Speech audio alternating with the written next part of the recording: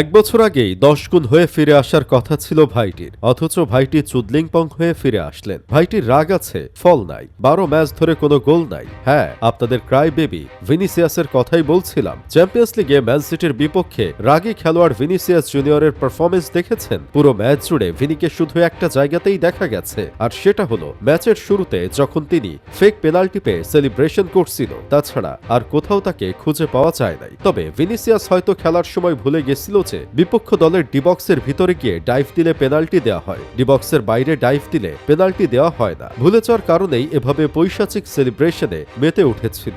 ফিরে আসার কথা ছিল 10x পারফর্মার হয়ে, কিন্তু এখন যেন ভিনিসিয়াসের পারফরমেন্স চলে গেছে জিদানের আমলে। ব্যালন ডিওর রদ্রির কাছে হেরে যাওয়ার পর যেদিন তিনি ফ্রান্স ফুটবলকে রেডি থাকতে বলেছিলেন, সেই দিনের পর থেকে ভিনি আর কোনো বিগ ম্যাচে ভালো খেলেনি। ফ্রান্স ফুটবল ঠিকই রেডি আছে, কিন্তু ভিনি দাদারই ধুতি খুলে গেছে। এজন্যই হয়তো গুরুজনেরা বলে গেছে যে তুমি ছিঁড়তে পারবা না, সেই নিয়ে তুমি লাড়াচাড়া করিও না। ভাইজান ফর্মে নাই, অথচ কোচ যদি ভাইজানকে 60 মিনিটেই উঠিয়ে নিয়ে যায়, তাহলে মুখ ভ্যাচকাইতে ভ্যাচকাইতে শখানেক গালি দিয়ে মাঠ থেকে উঠে যায়। আবার ক্লাব ছেড়ে চলে যাওয়ার কথা বলে রিয়াল মাদ্রিদকে ভয় দেখায়। এজন্যই তো এখন তার ফ্যান বেজরাই বলা শুরু করছে, ভাই তুমি ফর্মে ফিরো, আর নয়তো স্পেন ছাড়ো। অন্যদিকে রদ্রিগো 40 ম্যাচ পর ম্যান সিটির বিপক্ষে গোল করে বসেছে। এতদিন বেঞ্চে বসিয়ে রাখছে তাকে শাভি আলোনসো, কিন্তু এমবাপ্পের অনুপস্থিতিতে তাকে স্টার্ট করানো হলো, আর তিনি প্রথম 28 মিনিটেই গোল করে বসলো। তবে মজার বিষয় হলো, তার গোল সেলিব্রেশন করতে গিয়ে মাদ্রিদ ফ্যানরা মাত্রই বলা শুরু করছিল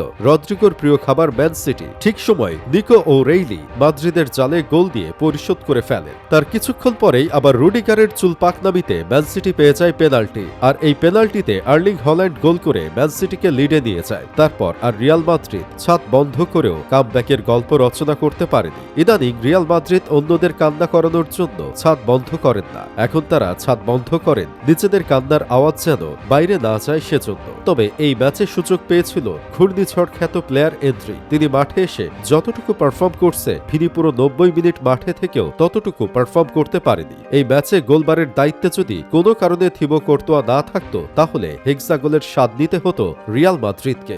এই হারের মাধ্যমে শাভি আলোনসোকে স্যাক করতে চাইল রিয়াল মাদ্রিদ সভাপতি। তাকে আরও একটা সুযোগ দিয়েছেন, তাকে নেক্সট লা লিগার ম্যাচে ভালো করতে বলা হয়েছে। সেই ম্যাচে কোনোভাবে চুদলিংপং হয়ে গেলে হয়তো আর রক্ষা থাকবে না। গুরু পেপ গার্দিওলার কাছে শিষ্য শাভি জিততে পারল না অবশেষে। তবে আপনার কাছে শাভির এমন ব্যর্থতার পিছনে আসলে কাকে দায়ী করবেন? প্লেয়ারকে নাকি শাভি আলোনসোর ট্যাকটিক্সকে? শাভি কিন্তু লেভারকুজেনে ভালোই কোচিং করাচ্ছিলেন।